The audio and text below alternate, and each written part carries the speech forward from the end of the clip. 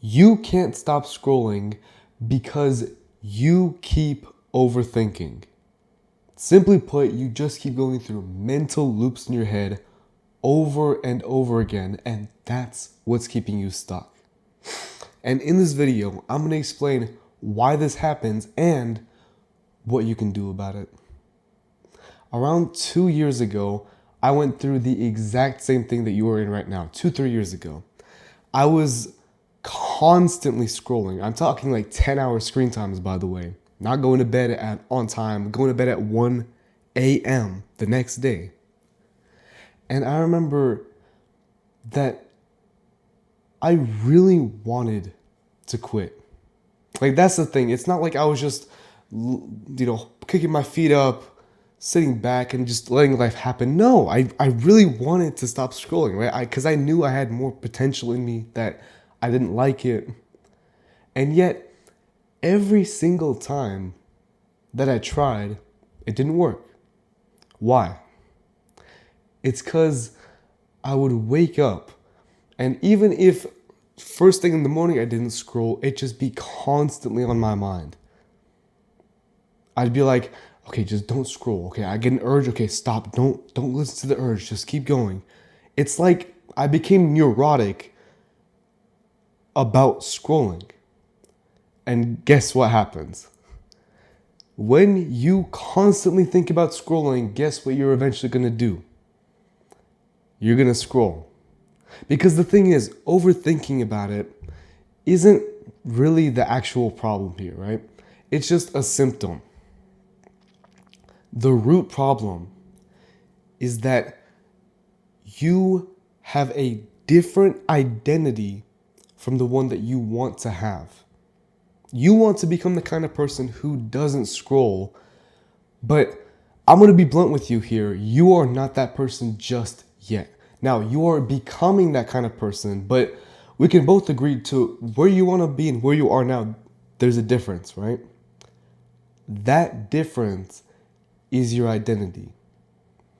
And so now the question is, how do we change our identity? And there's 3 simple steps and 1 major step that you need to understand. The major step is that you change your identity by imagining yourself as that identity that you already want, and then acting like that future person, right? So basically, you're going to think of yourself as that guy who doesn't scroll.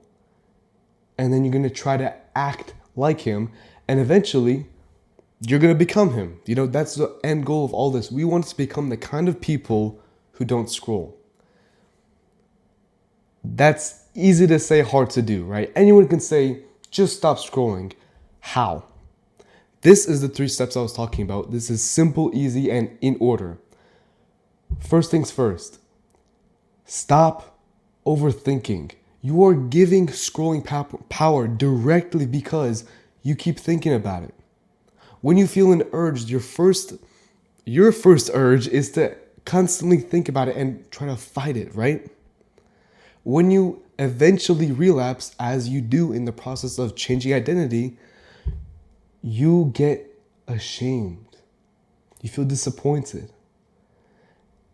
You are giving it power by thinking about it. And so it's the opposite of that. Stop thinking about it.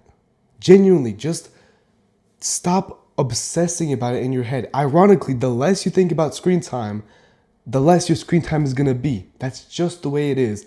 And all you're doing is trying to squeeze a lemon dry, but the juices come out, right? All you're doing is just trying to squeeze your hand and squeeze and squeeze.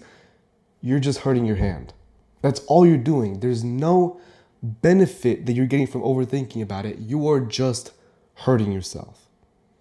And so now that you've stopped overthinking about it, what next? The second step is to be neutral. So instead of overthinking about it, instead, you're going to take things from a logical point of view, from your mind.